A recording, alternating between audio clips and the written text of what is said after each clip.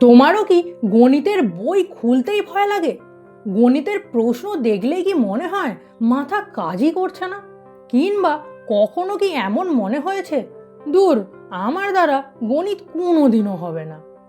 যদি তোমাদের উত্তর হ্যাঁ হয়, তাহলে এই ভিডিওটা শুধু তোমার জন্যই।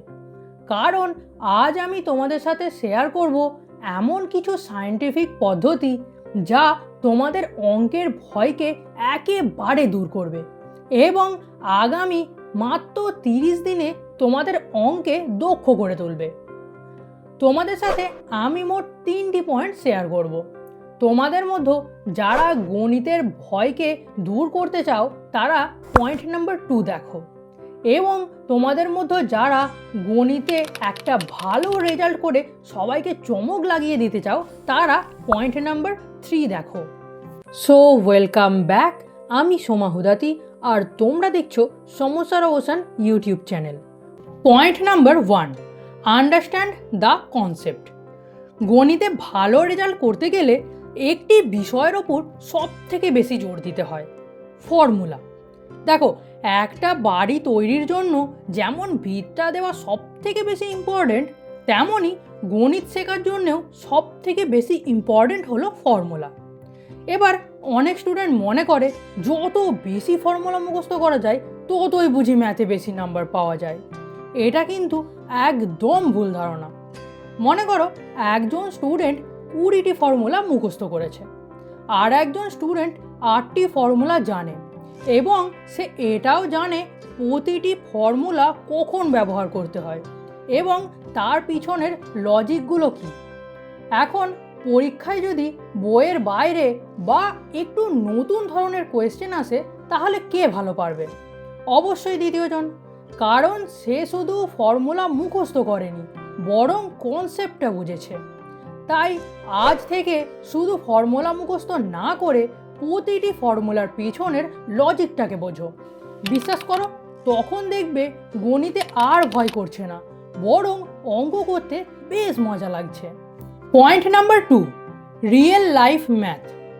অনেকেই মনে করে গণিত শুধু বইয়ের পাতায় বা পরীক্ষার খাতার মধ্যেই সীমাবদ্ধ, কিন্তু বাস্তব বিষয়টা একেবারেই তা নয়।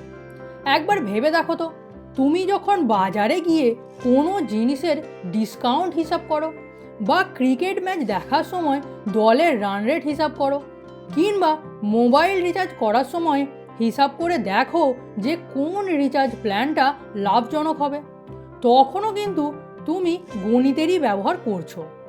কন্ট্রাকচুয়াল লার্নিংয়ের একটি ধারায় বলা হয়, যখন আমরা কোনো বিষয়কে বাস্তব জীবনের সঙ্গে যুক্ত করে শিখি, তখন আমাদের ব্রেন সেটিকে আরও দ্রুত বুঝতে এবং দীর্ঘদিন মনে রাখতে সাহায্য করে।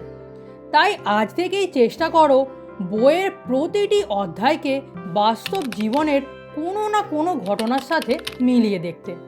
বিশ্বাস করো, যেই দিন তুমি গণিতকে বইয়ের বাইরেও দেখতে শুরু করবে, সেই দিন থেকেই ম্যাথ তোমার কাছে হয়ে উঠবে একটা মজার খেলা।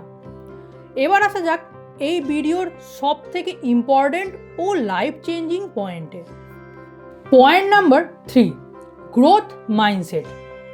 এমন অনেক স্টুডেন্ট আছে যারা মনে করে অঙ্ক ভুল করা মানেই সে গণিতে দুর্বল, তাই একটা অঙ্ক ভুল হলেই হতাশ হয়ে যায় বা বই বন্ধ করে দেয়, কিংবা মনে মনে ভেবে নেয় আমার দ্বারা আর অঙ্ক হবে না। তোমার হয়তো চেনা জানা এমন অনেক বন্ধু আছে যাদের অঙ্ক করতে খুব ভালো লাগে। এরা অনায়াসেই পাতার পর পাতা অঙ্ক শেষ করে ফেলে। তোমার কি মনে হয় এটা জন্মগত ট্যালেন্ট? এক্ষেত্রে আমি বলবো একদমই না। এরা গণিতে ভালো তার কারণ হলো এরা এদের ভুলকে ভয় পায় না, বরং ভুলকে শেখার সুযোগ হিসাবে মনে করে। সাইকোলজির একটি ধারণাকে এরর বেসড লার্নিং বলা হয়। এখানে বলা হয়, যখন আমরা কোনো ভুল করি, তারপর সেই ভুলের কারণ বুঝে সেই ভুলটি ঠিক করি, তখন ওই তথ্যটি আমাদের মস্তিষ্কে গভীরভাবে সংরক্ষিত হয়। আর এই কারণেই গণিতে প্র্যাকটিসের কোনো বিকল্প নেই। দেখো, গণিত শুধু পড়ে বোঝার বিষয় নয়, এটি একটি স্কিল। আর যে কোনো স্কিলের মতোই এটি যত বেশি প্র্যাকটিস করবে ততই বেশি উন্নতি হবে। প্রতিদিন নতুন নতুন সমস্যার সমাধান করলে তোমাদের ব্রেন বিভিন্ন ধরনের প্রশ্নের সাথে পরিচিত হয় ও দ্রুত প্যাটার্ন চিনতে শেখে এবং ধীরে ধীরে সমস্যা সমাধানের ক্ষমতা অনেক বেড়ে যায়। তাই তুমি যদি প্রতিদিন টানা 1 মাস 20 থেকে 30 মিনিট গণিত প্র্যাকটিস করো, তবে তোমার গণিতের উন্নতি দেখে তুমি নিজেই অবাক হয়ে যাবে।